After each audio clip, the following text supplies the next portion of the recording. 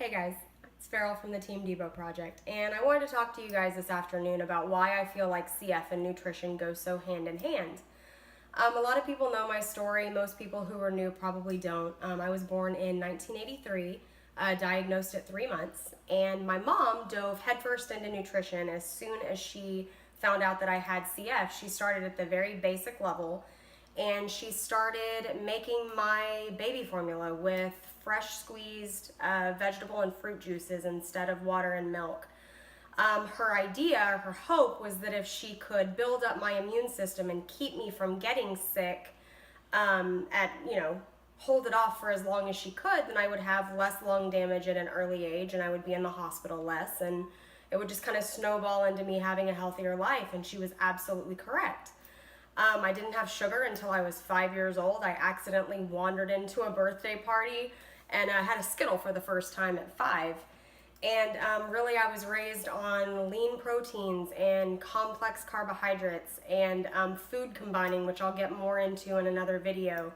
Every vegetable known to man, no soda, no fruit juice, water, just whole real foods that were actually going to benefit my body at a cellular level from the inside out.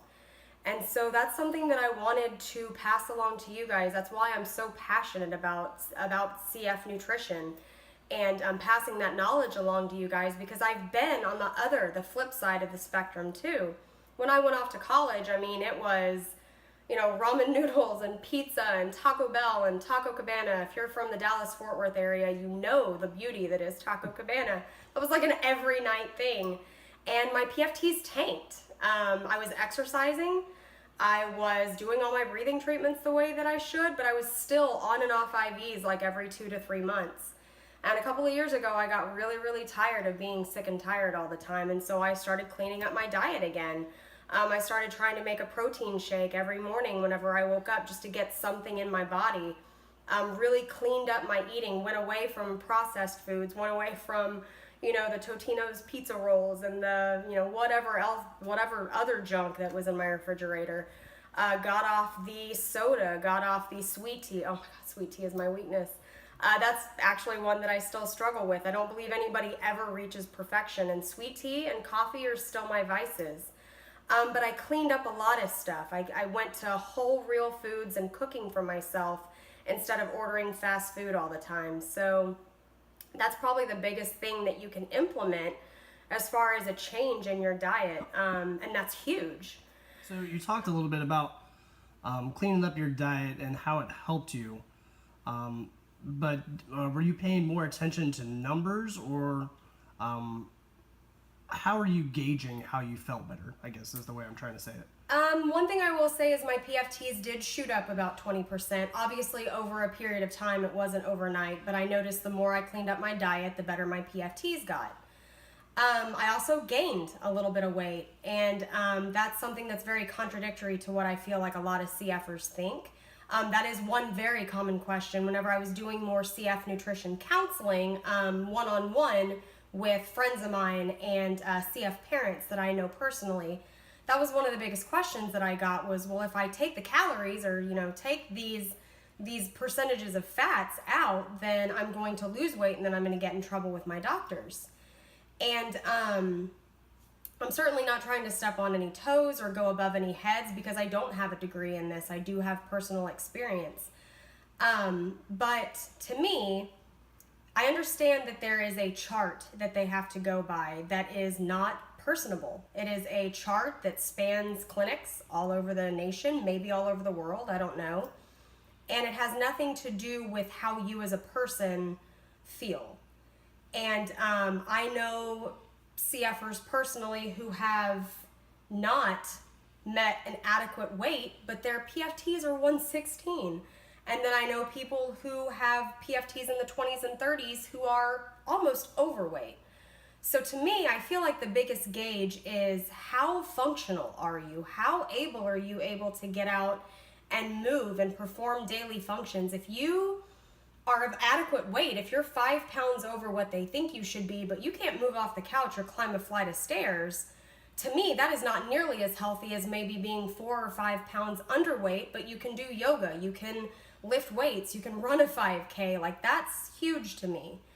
And like I said, I'm certainly not trying to go over any doctor's heads, but it's so personal. It's so much more personal than a number.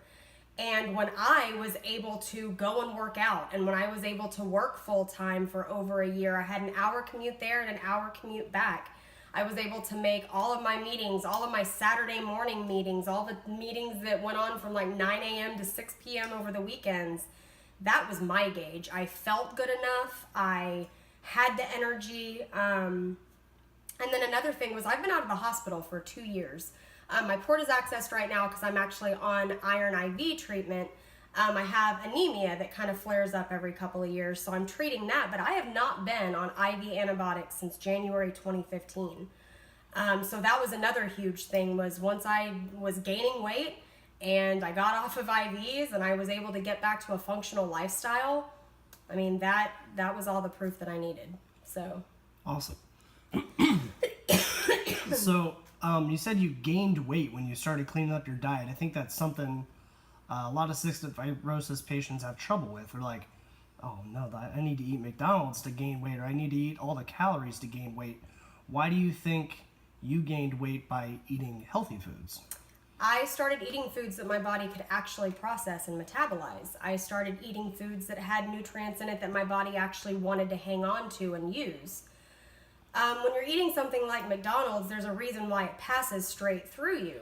There's absolutely no nutritional value in it whatsoever. Calories don't mean as much as being able to hang on to the nutrients that are in the foods. So if I have a 800 calorie Big Mac and a 250 calorie 4-ounce breast of chicken, whatever it is, my body is going to hold on to these nutrients, whereas the McDonald's is going to go straight through me. If my body can't process it, it's not going to do anything for me. And so whenever you start eating the complex carbs that are better for your glycemic index, not only do you fight off CF diabetes, but you start utilizing those nutrients. You start burning up natural energy instead of having to pop Red Bull. Natural protein is muscle building, and it's good for you. It's just good for you, and it's good energy. Whereas whenever you start, and especially whenever you start going into fast food like McDonald's and stuff, like that stuff's pure sugar. And sugar couldn't be any worse for you, especially for inflammation and stuff. Whenever you start getting into Jif peanut butter and mac and cheese with Velveeta, I don't even know if that's real cheese. Whenever you start using all this stuff, your body shuts down because it doesn't know how to process it. So not only do you not utilize any of the non-nutrients that are going through your body has a harder time even trying to break it down. I mean, imagine putting plastic into your system and being like, here you go, try to break that down. And that's essentially what marshmallows are, which breaks my heart because I could eat a bag of marshmallows in one sitting. But you have to learn. I mean, it's true, and it kind of sucks because the really good tasting things are often terrible for you, and it's because they're made of things that have no business in your body. So, all right, guys, so 2 points that I want to leave you with before I head out. One is whenever you go to the grocery store, how you can implement some changes to clean up your diet, just, starting on an easy level and building up from there. I actually heard something this year that I had never heard before. It makes a lot of sense to me though, and that is when you go grocery shopping, stay on the outskirts of the store. And if you think about it, I mean, it makes sense because whenever you walk in, usually you've got the fresh fruits and veggies, you've got the deli meat, stuff like that on the outskirts of the store. And then when you start going into the center, that's when you get the processed foods, boxed foods, canned foods, stuff that has ingredients on the label that you can't even pronounce. And that's actually the next thing that I wanted to touch on is how to read a nutrition level from a very basic level, just to make sure that you're not getting anything that's bad for you. And I wanted to kind of highlight the difference between these two almond butters. This is an almond butter that I got from the fresh market, and it's literally a bunch of almonds in a machine. You press a button and it creams them up and crunches them up and puts them in a case for you. So this is 100% almond butter. That's all there is to it. This stuff is not terrible for you, but it has other ingredients. It's got roasted almonds, cane sugar, palm oil, and sea salt. So you know that it's still fairly safe for you though, because the first ingredient in there is almonds, and the ingredient list goes by what is most prominent in the recipe. to what is least prominent. So if this had been sugar, palm oil, sea salt, and almonds at the very end, wouldn't have been as good for you. So just make sure to pay attention whenever you're reading the ingredients list that whatever you're going for, if it's a banana, if it's an apple, if it's, almond, whatever, that's the first ingredient. Always try to stay away from sugar. Definitely make sure that you look at the carbohydrates and the sugar that's on the nutrition labels.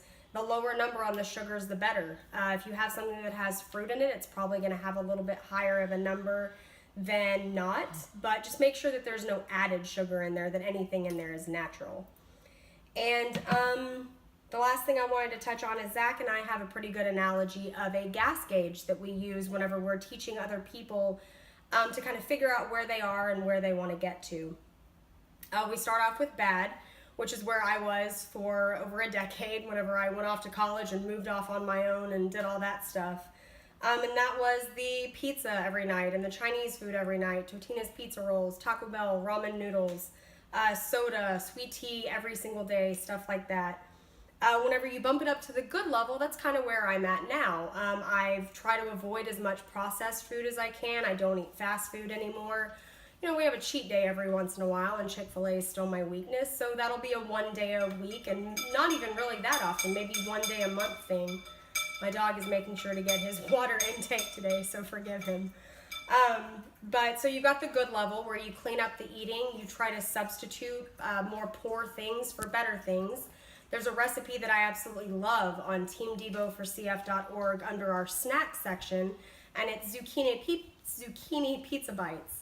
And what we do is we substitute pizza dough for zucchini, so you still get the same flavor, but you don't get all the more damaging chemicals and stuff that's in pizza dough and bread and stuff. And then you have the best level, which is where Zach is. He is trying very hard. He fights every day to ward off CF-related diabetes. And he's cleaned up his diet incredibly, just in the time that I've known him, but before I even came along. And he is going to actually come in on a video soon for some of you guys out there who are already where I'm at and you want to get even better. He's going to explain paleo diets and zone diets and the block system and stuff like that. He goes so far as to weigh and measure the food that he puts in his body so he knows exactly what's going into it. And his last A1C last week was better than the one 2 years ago, so it's definitely working.